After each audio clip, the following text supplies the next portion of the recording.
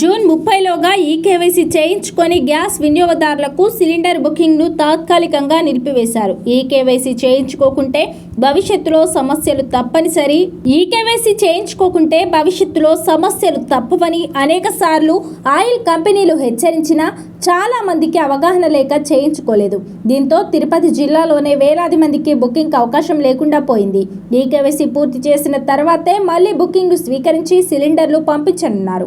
గతంలో దీపం పథకం ద్వారా డిపాజిట్ చెల్లించకుండా ఉచితంగా కనెక్షన్, పొయ్యి, రెగ్యులేటర్ అన్ని ఇచ్చారు. ఉజ్వల ద్వారా రాయితీలు పొందుతున్నారు. ఈ రెండింటి ద్వారా జిల్లాలో 2 లక్షల మంది వరకు లబ్ధి పొందుతున్నట్లు అంచనా. గతంలో ఈకేవైసీ సమస్య లేనందున కొందరు చనిపోయినా వారి బంధువులు అనధికారికంగా కనెక్షన్లు కొనసాగిస్తున్నారు. వారి సొంత కనెక్షన్ కు వచ్చే సిలిండర్లు బుక్ చేసుకుని నల్ల బజార్లో అమ్ముకుంటున్నారు. ప్రస్తుతం కనెక్షన్ ఎవరి పేరు మీద ఉంటే వారే ఈకేవైసీ చేయాల్సి రావడంతో అనధికారిక కనెక్షన్లు శాశ్వతంగా నిలిచిపోయాయి. దాదాపు 10% మంది వినియోగదారులు ఈకేవైసీ చేయించుకోలేదు. ఇందులో చనిపోయిన వినియోగదారులు 5% వరకు ఉంటారు.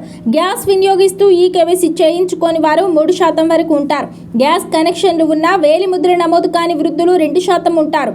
ఈకేవైసీ లేకుంటే బుకింగ్ నిలిచిపోవడంతో పాటు కేంద్ర ప్రభుత్వం గ్యాస్ సిలిండర్లపై ఇస్తున్న రాయితీ కూడా జమ కాదు. తాత్కాలికంగా బుకింగ్ నిలిపివేసిన గ్యాస్ కనెక్షన్ ను మళ్లీ పునరుద్ధరించుకునేందుకు అవకాశం ఉంది.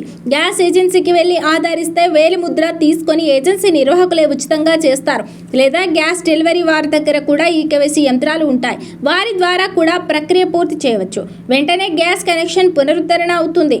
వృద్ధాప్యంలో వేలిముద్రలు పడని వారు ఆధార్ సెంటర్కు వెళ్లి ఐరిస్ అప్డేట్ చేసుకుంటే దాని ద్వారా ఈకేవైసీ చేయించుకోవచ్చు.